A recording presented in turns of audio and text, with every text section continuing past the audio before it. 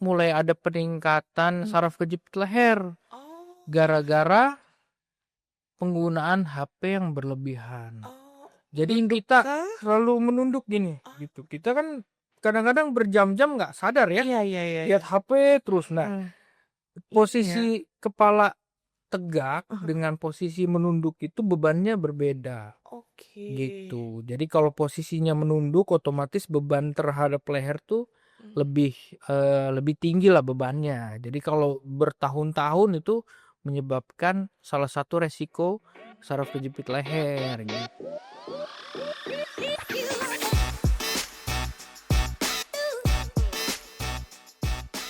Halo Sobat Sentra, bertemu kembali bersama saya Dian Sumarni, tentunya di Sentra Stage, di mana kita seperti biasa akan mengupas tuntas tentang edukasi informasi tentang seputaran kesehatan.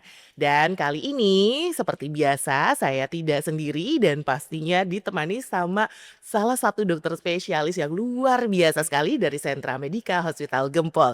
Ada Dokter Rahmanda Haryo Wibisono. Halo dokter. Halo, selamat Iya. siang. Ya, Oke, Sobat Sentra, Dokter Rahmada Haryo Wibisono ini adalah spesialis bedah syaraf betul, ya. bedah saraf. Betul, atau yang biasa dikenal SPBS ya, Ya, dokter. Oke, dokter, apa kabar hari ini? alhamdulillah sehat, baik, Alhamdulillah sehat, luar biasa ya dok ya, makin biasa. ceria gitu kan, sumringah ya dokter ya. Oke dokter, kali ini mungkin Sobat Sentra di rumah dan dimanapun berada ingin lebih tahu nih dokter, Ya, tentang seperti apa sih dokter spesialis bedah syaraf mm, dan menanganinya tuh apa aja? oke, Mm-mm. ya. Ya seperti namanya ya, spesialis bedah saraf itu menangani semua yang berhubungan dengan saraf. Ya, Mhm. dari mulai otak, tulang belakang, dan juga beberapa saraf tepi seperti kadang ada keluhan, ada yang namanya plexus brachialis gitu. Oke. Cuma sebagian besar masyarakat taunya menangani otak dan saraf tulang belakang Oke. gitu. Segala sesuatu yang berhubungan dengan dua itu biasanya. Mhm. Nah, bicara tentang, tulang belakang ya dokter Iya. ya, memang biasanya, pasien itu, gangguan tulang belakang itu seperti apa ya dok ya? Karena kan orang taunya, mungkin cuman sakit punggung gitu kan atau, sakit ketika duduk gitu kan, itu sebenarnya seperti apa ya dok ya?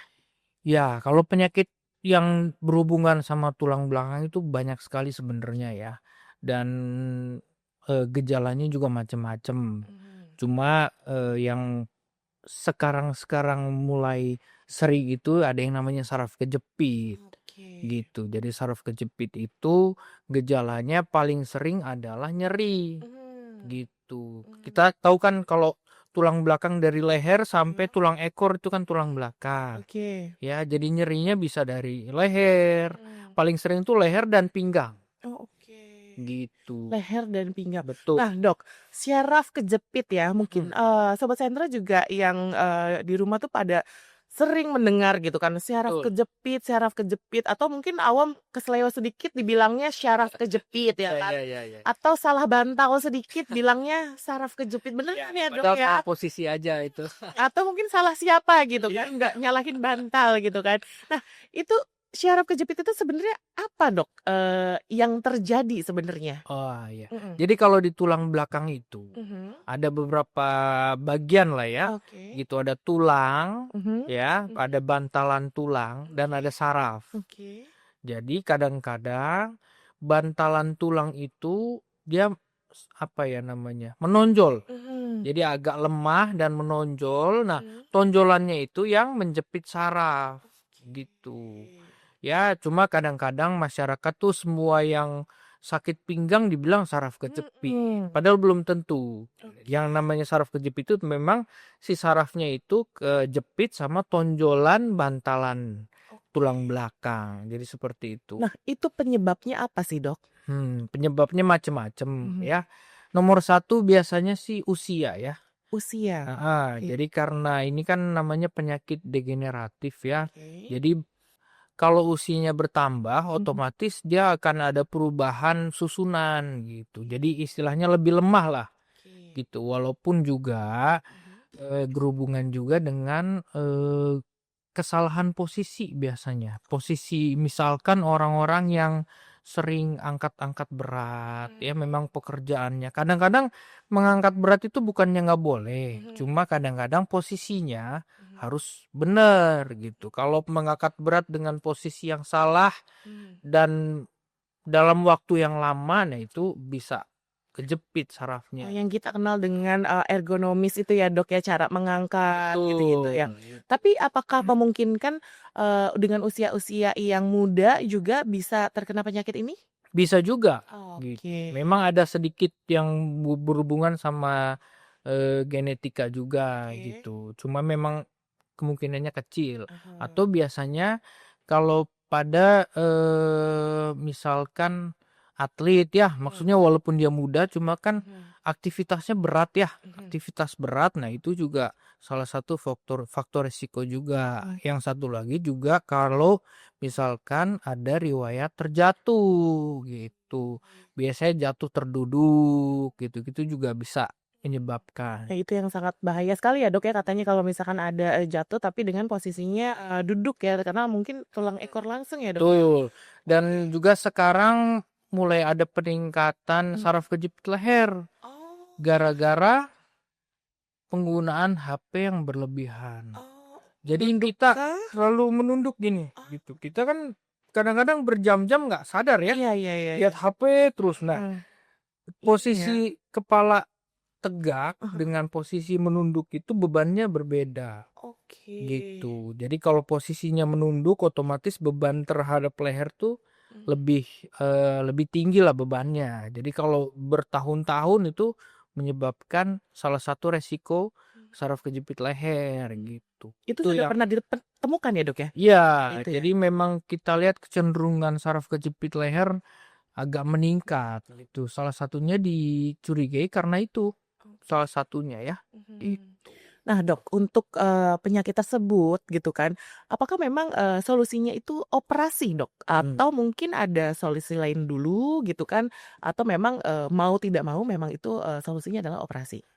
Oke. Jadi kalau untuk kita memutuskan operasi itu nggak langsung, oh sakit pinggang operasi gitu, enggak Oh kan. enggak, oke. Kita lihat dulu, maksudnya perlu pemeriksaan dulu dan gold standarnya adalah MRI. Oke. Ya, dari MRI itu kita bisa ngelihat tulangnya, bisa ngelihat sarafnya, ngelihat seberat apa jepitan oleh bantalannya. Dan biasanya juga kita lihat apakah cuma satu level atau dua atau lebih gitu. Jadi dari MRI itu baru kita putuskan biasanya perlu operasi atau enggak. Kalau misalkan nyerinya ringan dan jepitannya tidak terlalu berat, biasanya kita sarankan pakai obat dengan fisioterapi dulu Oke. gitu. Kalau dengan obat fisioterapi tidak ada perbaikan, biasanya bisa dengan apa namanya pain management ya, dengan biasanya kita beri suntikan atau memang kalau jepitannya berat, biasanya kita lakukan operasi Oke. gitu. Oke dok, nah mungkin sobat Sehentra juga di rumah ingin tahu lebih lanjut nih dok. Ketika memang harus operasi Iya. gitu kan, itu seperti apa sih prosesnya dok? Terus kayak mungkin apakah ada jenis-jenis operasinya gitu kan? Karena pernah dengar juga ada operasi tulang belakang, terus juga ada endoskopi ya kan? Oh, iya iya iya. Itu seperti apa ya dok ya?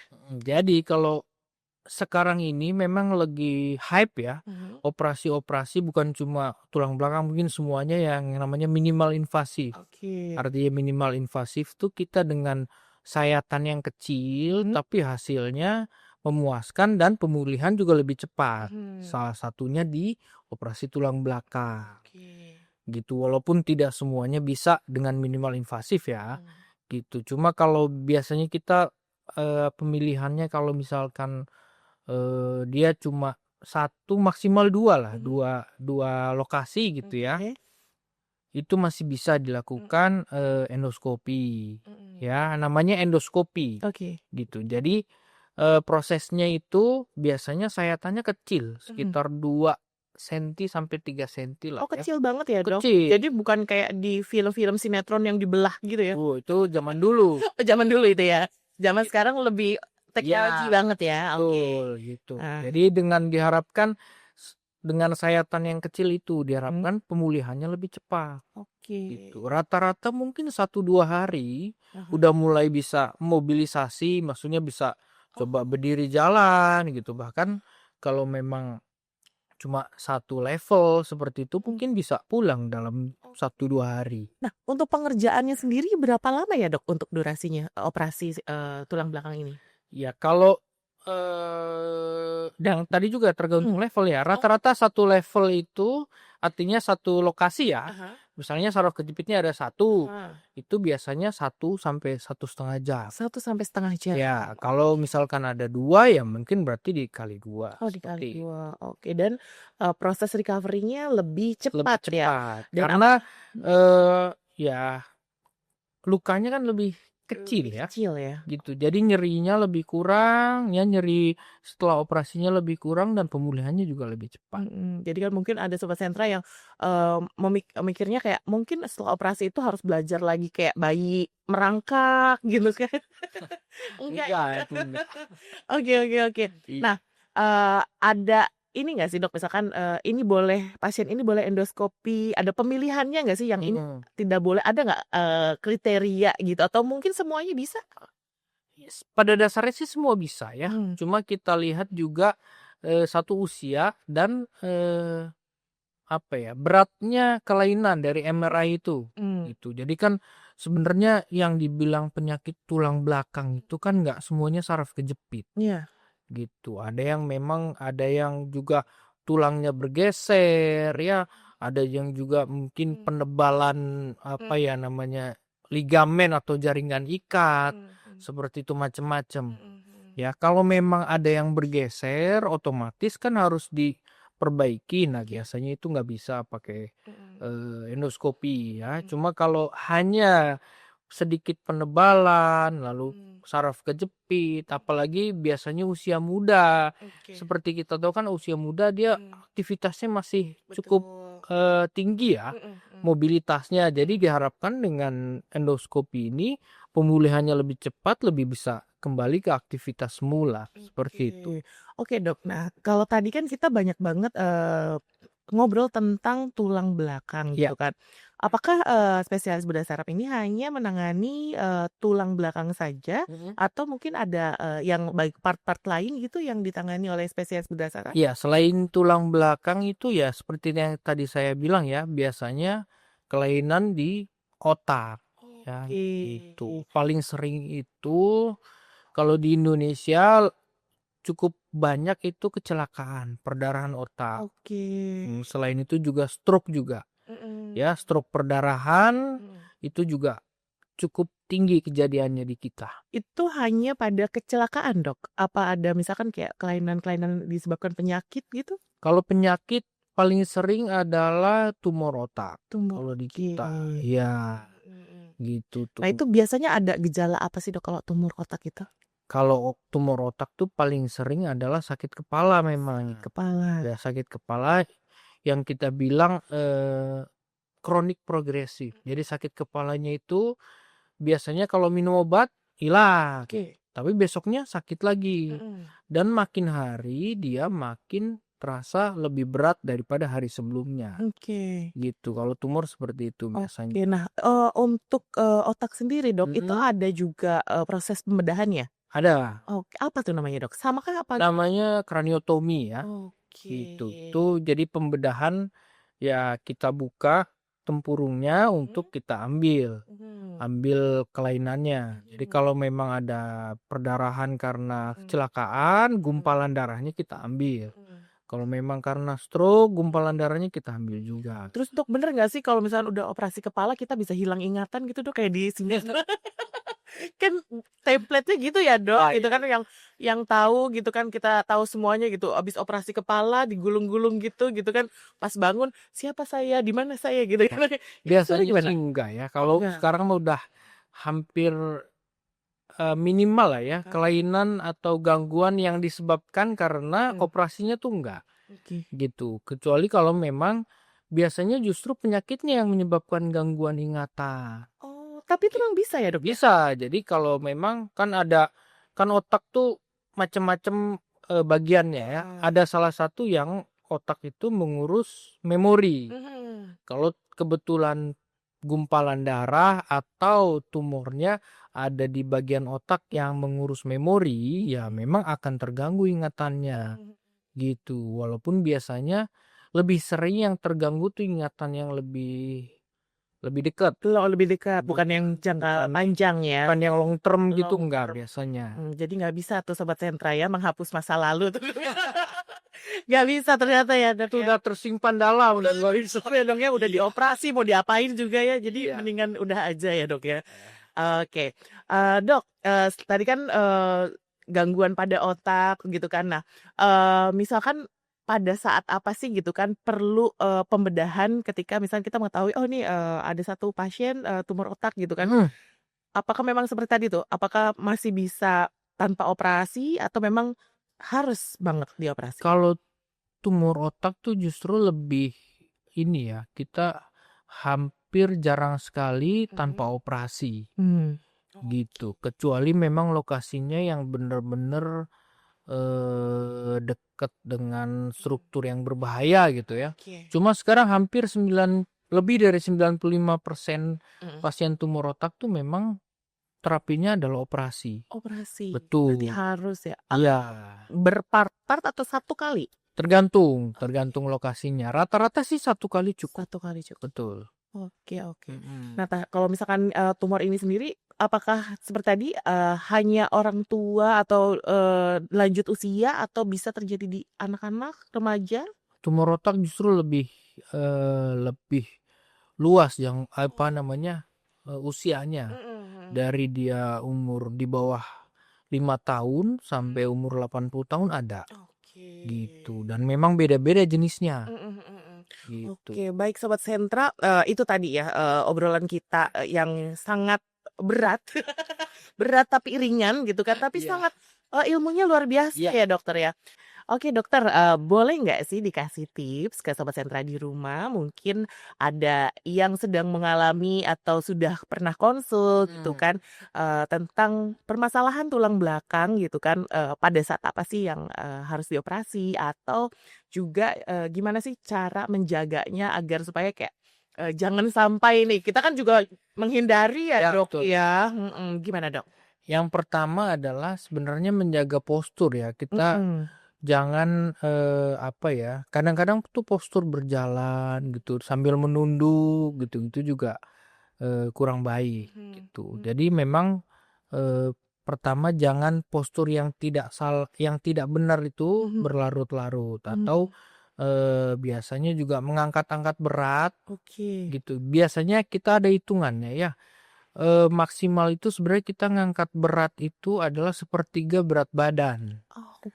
Gitu. Jadi kalau lebih dari itu biasanya ya, resiko memang secara struktur tubuh kita nggak bisa menahan beban lebih dari itu, Oke, gitu. Ya itu yang oke, pertama. Yang kedua tentunya olahraga. oke.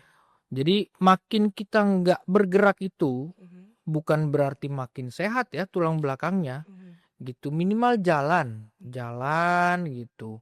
Atau sebenarnya kalau yang sudah ada keluhan paling bagus itu adalah berenang. Berenang? Berenang, betul. Cuma kadang-kadang beberapa orang tuh agak sulit nemukan, kolam renang lah apa, minimal berarti jalan aja cukup. Oke. Dan apa namanya, stretching, Oke, peregangan tiap peregangan. hari tuh, itu juga penting. Paling Oke. kalau untuk menjaganya ya seperti itu ya, Nah, gitu. kalau misalkan, saat apa untuk, dilanjutkan untuk operasi aja gitu? Nah, pokoknya kalau misalkan ada beberapa, kita bilangnya red flag, Mhm, jadi tanda-tanda bahaya. betul. Ya, tanda-tanda bahaya itu yang satu nyeri hebat. Jadi nyerinya biasanya khasnya adalah dari pinggang belakang menjalar ke, bokong, Mhm. paha, dan sampai ke telapak kaki. Ya kalau nyerinya udah nyeri sekali sampai nggak bisa berdiri, nah itu juga berbahaya. Yang Oke. kedua adalah kalau sudah ada kelemahan. Mhm. Jadi misalkan kita mau ngangkat kaki kok yang Susah kanan nggak banget. bisa gitu ya. Oke. Gitu, geser aja harus, effort yang lebih, nah itu juga berbahaya. Yang ketiga adalah kalau sudah ada gangguan buang air kecil. Oke. Biasanya gangguan buang air kecil itu Jadi dia nggak bisa kencing. Oke. Antara dua biasanya nggak bisa kencing Mhm. atau justru nggak bisa nahan kencing. Oke. Dia ngompol gitu Nah, misalkan. heeh. Gitu. Jadi kalau ada 3 itu, Mhm. nah itu artinya memang harus segera dilakukan tindakan. Oke. Karena biasanya saraf itu kalau udah terlalu lama apa ya, terlalu lama kejepit, Mhm. biasanya kalau tidak ditindak ya itu bisa permanen dia. Jadi nggak bisa kembali lagi Mhm. gitu. Jadi harus secepatnya kalau ada 3 tanda bahaya itu. Oke.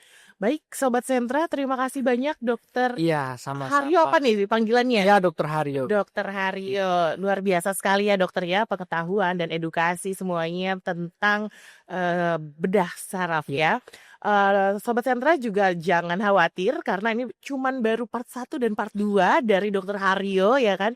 Karena kita akan lanjut lagi ya Dok, karena bedah saraf itu sangat luas sekali ya tentang pembahasannya ya. Jadi buat Sobat Sentra mungkin yang punya kondisi-kondisi tertentu gitu kan tentang tulang belakang, tentang otak ya, silakan untuk datang ke Sentra Medika Ya. Hospital Gempol ya. Jadwalnya ada di sini nanti kita lihat bersama-sama ke Dokter Rahmanda Haryo Wibisono SPBS ya Dokter ya. Ya, betul. Terima kasih banyak Dokter, sehat Sama-sama. selalu ya. Iya. Semoga kita semua diberikan kelimpahan rezeki juga dan juga Amin. kesehatan yang luar Iya. biasa. Oke, terima kasih Sobat Sentra sudah menyimak dan bersama-sama di Sentra Stage kali ini. Saya Dian Sumarni pamit dan juga ada Dokter Rahmanda Haryo Wibisono juga pamit. Oke, bye-bye.